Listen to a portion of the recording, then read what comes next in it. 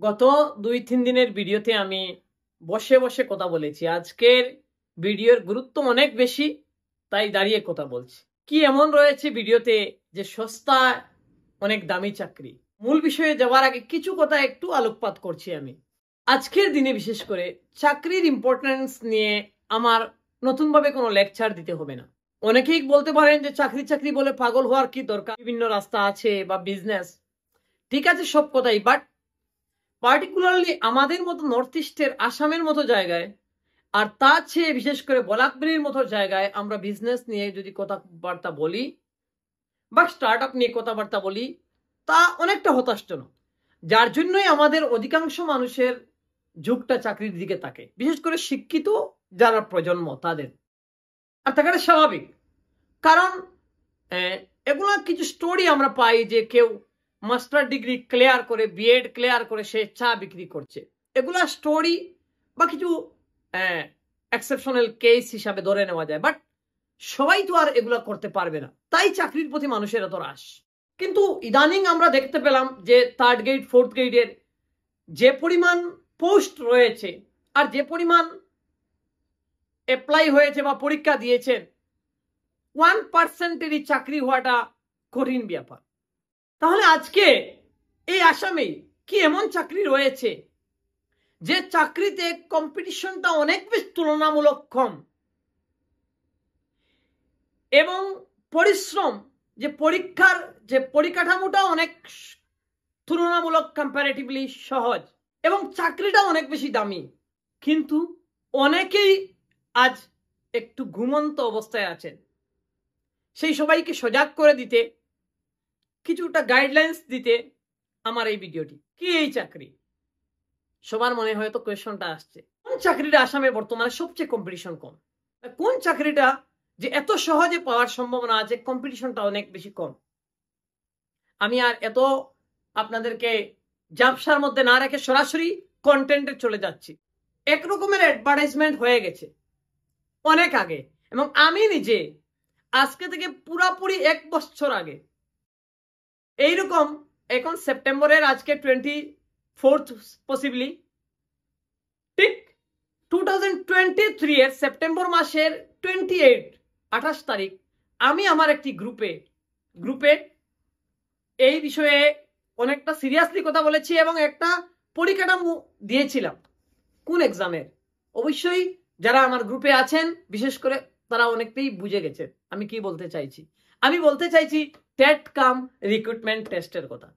TET কাম recruitment টেস্টের যে পরিকাঠামো, সিলেবাসের যে স্টাইল এবং যে যোগ্যতার প্রয়োজন, তা অনেকটা আজকে আমি একদম বিস্তারিতভাবে এক্সপ্লেন করব কেন আমার কাছে মনে হচ্ছে এটা সবচেয়ে বেশি গুরুত্বপূর্ণ, সবচেয়ে বেশি কম্পিটিশন কম। এবং মানে আজকে থেকে 5 বছর আগে আপনি গ্রাজুয়েশন কমপ্লিট করেছেন মিনিমাম 51% নিয়ে, আপনার মাথায় একটা টেনশন ছিল যে ভবিষ্যতে হাই স্কুলে যখন আমি চাকরি করব আমার এই পার্সেন্টেজটা আমার কাছে অনেক বেশি টেনশনের কারণ হয়ে দাঁড়াবে।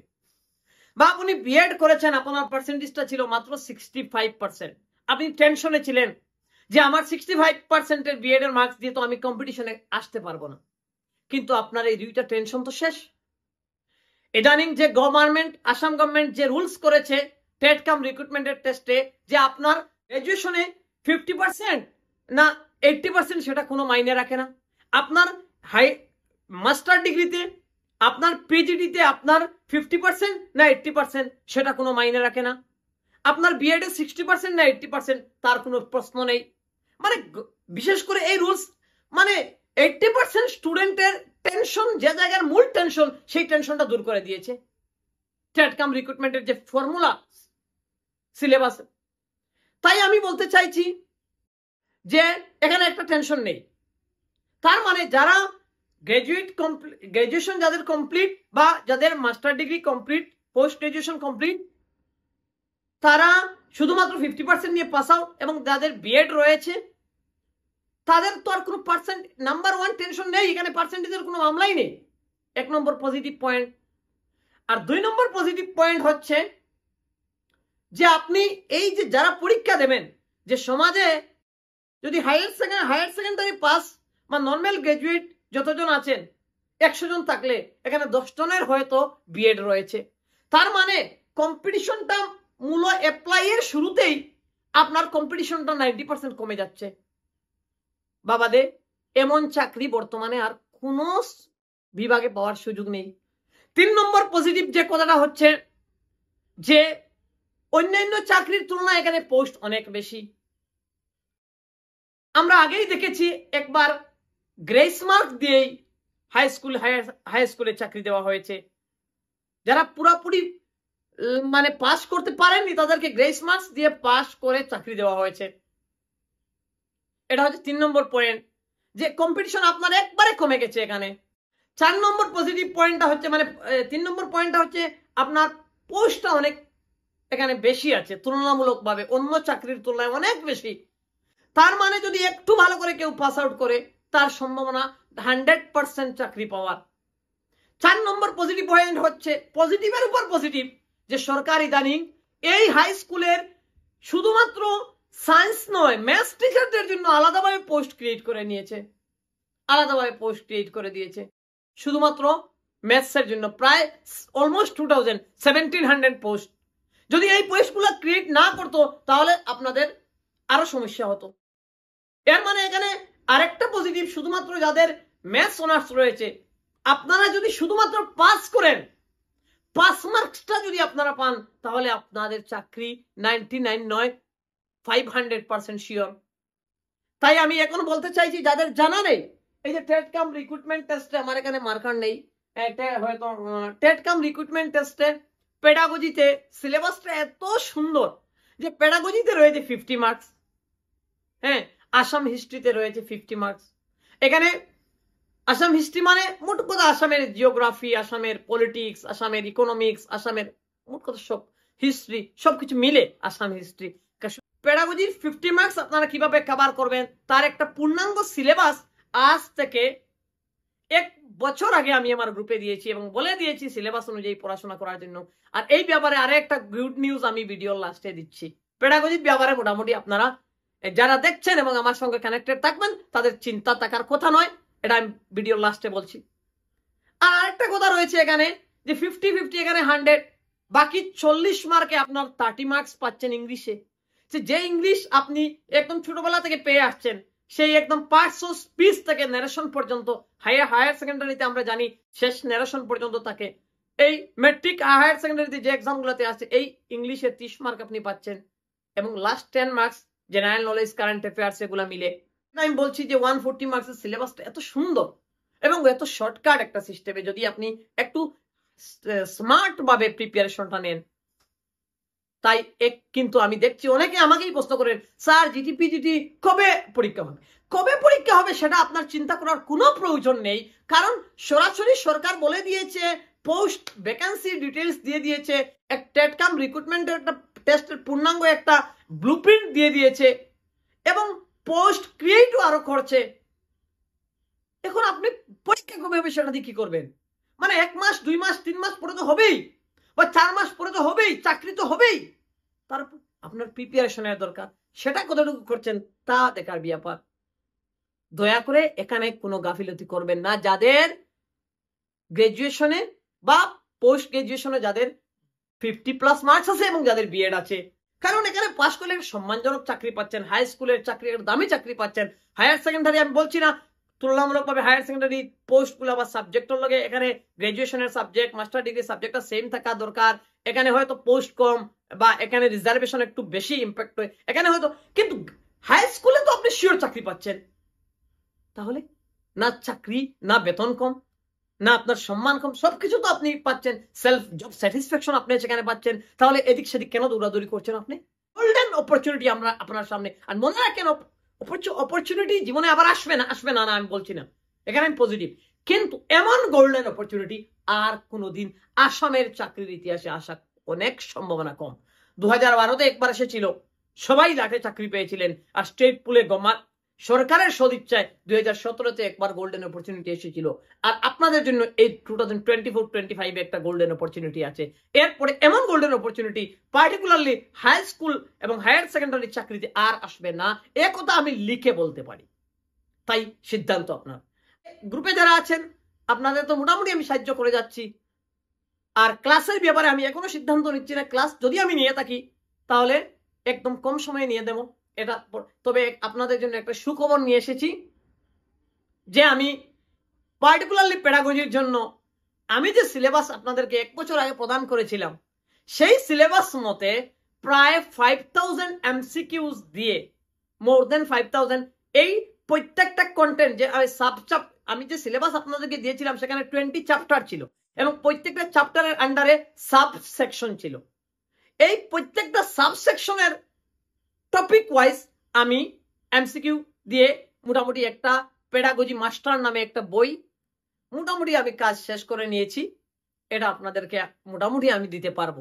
আর এই বইটা এমনভাবে প্রেজেন্ট করা রয়েছে, মোটামুটি যদি কেউ কনসেপ্ট ক্লিয়ার কম থাকেও তো এমনভাবে এমসিকিউ গুলা সিস্টেমেটিক্যালি প্রেজেন্ট করা রয়েছে, মানে প্রত্যেকটা টপিকের রিয়েল লাইফের এক্সাম্পলস দিয়ে এবং সাধারণ এমসিকিউ দিয়ে এবং রিয়েল লাইফের মোটামুটি কেউ এই 10টা একটা কন্টেন্টের যদি মোটামুটি 20টা এমসিকিউ সলভ করে নেয় তো তার একদম যদি সে আননোন থাকে এই কনসেপ্ট সম্পর্কে, এমসিকিউ এর যে 4টা অপশন এবং প্রশ্ন এগুলা বুঝাবুঝির মাধ্যমে তার কনসেপ্টটাও ক্লিয়ার হয়ে যাবে।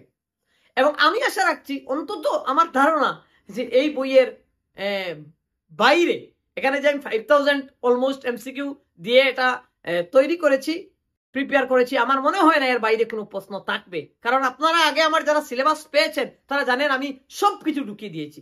হতে পারে এখানে আমি বলতে এটা পরবর্তীতে আরেকটা ভিডিওতে বলবো যে বইয়ের কোন কোন টপিকগুলো আপনারা বেশি ইম্পর্টেন্স দিবেন এবং কোন কোন টপিকগুলো কম ইম্পর্টেন্স দিবেন।